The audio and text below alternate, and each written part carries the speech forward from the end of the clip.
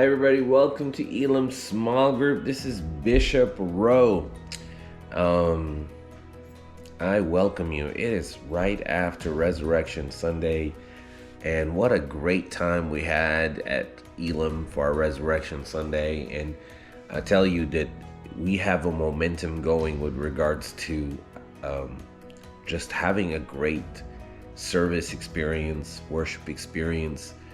And I invite all of you to take part, be a part of the of being in the service every particular Sunday. And I guarantee you, it would be a blessing to you, and it will be a blessing to us to see you there. And so I invite you guys, make time, come out, fellowship with us. But in this small group that we're in, we have been talking about Matthew chapter 5, and we started with verse 13 and how packed that verse 13 was with all the different uses and all the different illustration that the Holy Spirit was trying to convey to the people and also to us. What level of influence? How are we supposed to flavor, enhance, protect, heal, and in essence be, even a sense of a spiritual standard. And we've talked about that over the past couple of small groups, but the meat of this particular the meat of this particular set of verses is actually coming up in Matthew 5 verse 14 through 15 through 16, right? But before we get there, I'm sure you guys have already answered your small group questions. So to me, what's the brightest thing? What is the brightest thing you've ever seen? And what's something that definitely was not bright at all? So interestingly enough, I'm somewhat kind of connected to this in this way. When I was a little kid, I went into the province and in the province where we were, when I tell you that everything was just dark, it was just dark, right? And my grandmother lived in the province, and there was no electricity. But my grandfather had a flashlight, and I remember the flashlight, you guys probably remember this too, but it was completely made out of like metal. It's like silver, but it's not heavy. And it had two buttons. One was a red button that you could just push and the light would come on. And then one was a kind of set button where you would push it and then the light would stay on. Now, the most interesting thing about this particular flashlight was that, it took, I believe, either C or D batteries, right? And my grandmother, for some reason, and I don't know if this is true, somebody look this up or not, but she said that if you leave your batteries in the sunlight, that it charges your batteries. So to her, not that I could remember, buying new batteries. She would just leave them out in the sun all day long and then put it in the flashlight. But that flashlight, in certain times, would just, in the midst of darkness, and I'm talking no light, other than stars in the sky, on the ground, it would just, you could see nothing. You can't even see your feet or anything like that. But when that flashlight turns on, it just seems like a spotlight is in the house. It's how bright it is. But because my grandmother never believed in batteries, from time to time, it would flicker. And the way it weakened its light, it slowly dissipated into darkness, and all of a sudden you have just this little flicker of light in it, but it never did anything, right? But that was the brightest light, and also the not so bright light that I've ever seen in my life. So I hopefully, trust me, this will kind of blend in with our lesson today, which I'm glad we got a chance to kind of have this time and in discussing, talking together. I'm sure each and every one of you guys had, like, you know, amazing answers from this question, but to me, it just was something that was befitting, because I would remember this vividly as a little kid, right? In the Philippines, there were parts when I was growing up that just didn't have electricity yet, right? So this was one of them. So I'm dating myself, but oh well. Anyway, we are still on Matthew chapter 5, verse 13 and 14, and it goes this way. You are the salt of the earth, but if the salt loses its flavor, how shall it be seasoned? It is then good for nothing, but to be thrown out and trampled underfoot by men. Here's where we're at. You are the light of the world. A city that is set on a hill cannot be hidden. Nor do they light a lamp and put it under a basket, but on a lampstand, and it gives light to all who are in the house. Let your light shine before men, that they may see your good works and glorify your Father in heaven. And the word of the Lord is blessed. This right here is an extremely amazing perspective that Jesus shares, that Matthew chronicled in Matthew chapter 5. Again, in this setting, Jesus is on a mountain, and it's on a crossroads to go different places throughout the whole entire region. So many people from different walks of life, different parts of that region will pass through there, and all of a sudden thousands of them gathered just to hear Jesus speak. And as Jesus breaks down every single thing he talks about, I am convinced that everything that he talks about was something he had to have personally experienced, right? Like, you know, the salt, for example, we talked about that as being something extremely useful, and you know, everyone carries it. I'm sure Dave used it. I'm sure Joseph and Mary had it in the house and used it all for the very same types of usage. And this is other part where it talks about you are the light of the world, a city that's set on a hill cannot be hidden. I want to tell you something really interesting.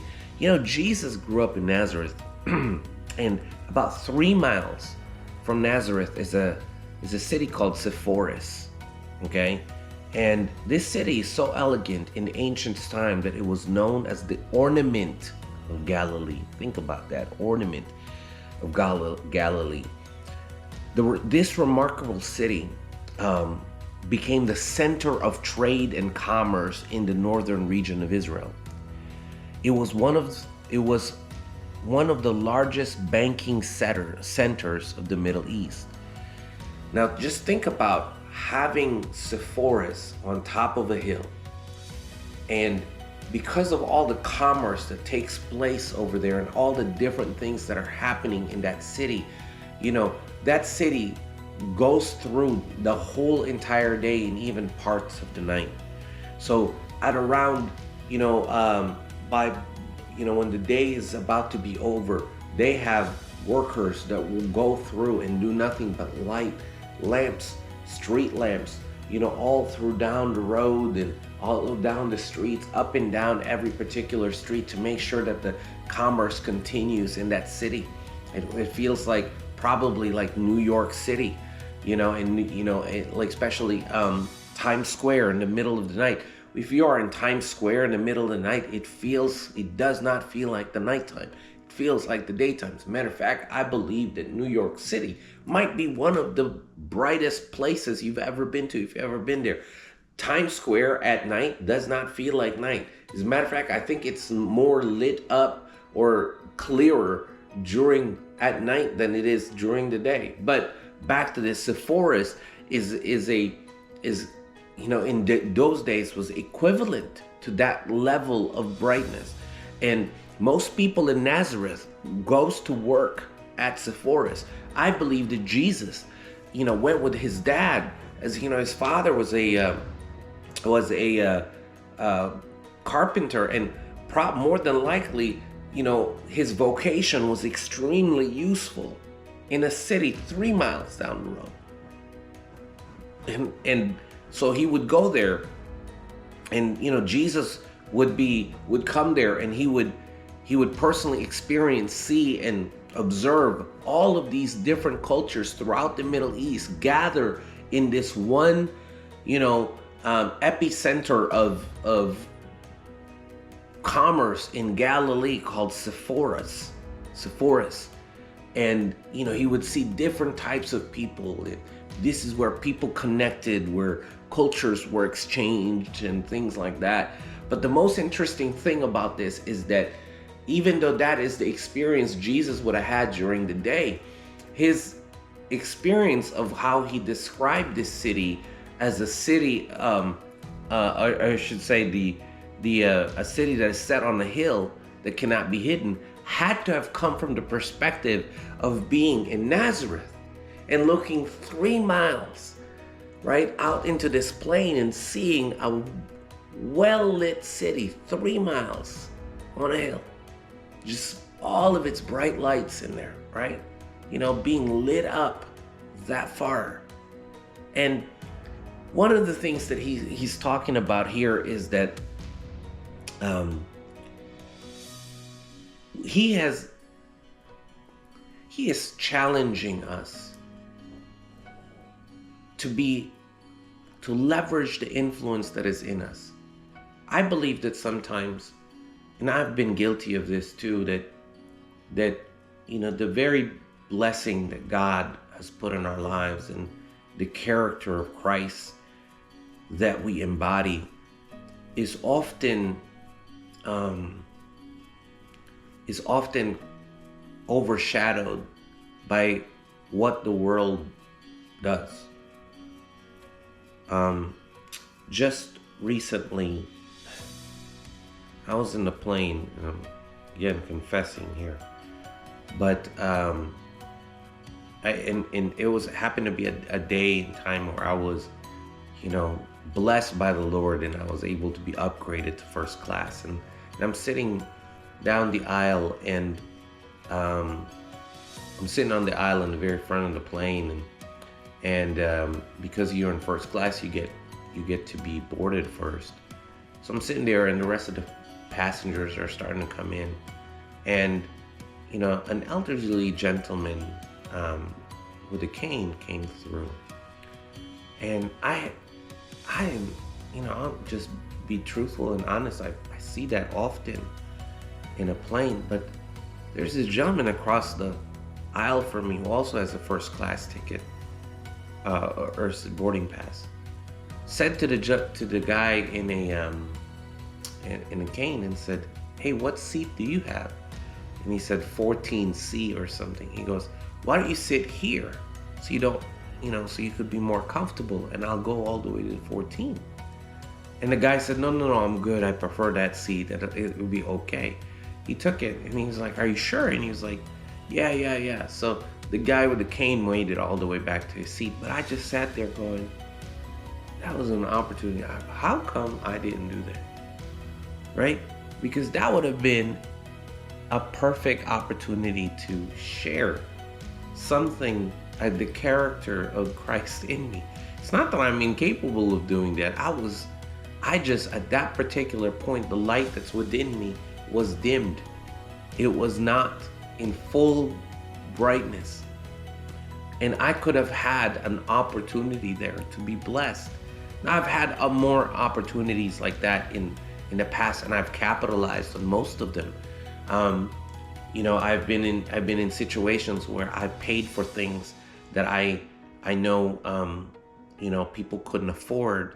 I've bought people vehicles, I've given cars, I've done things like that. My wife and I have, I should say. My wife and I have done many things like that, and where the character of Christ that is within us, you know, outshined that level of darkness that they are in. And here we are in this, you know, situation and scenario, and I missed that opportunity. But you know, for us, we need to be in a place where what Christ has done for you, and what Christ, I'm talking about the kindness, the love, the care, become part of who you are, and it shines outside of who you are and what you are. Christ is calling for us to be his representative in this season. And I believe we can carry Christ in those actions, in those opportunities. And so today I ask you to have those very same characters shine through you. Do not let your light dim just because it is less comfortable or awkward.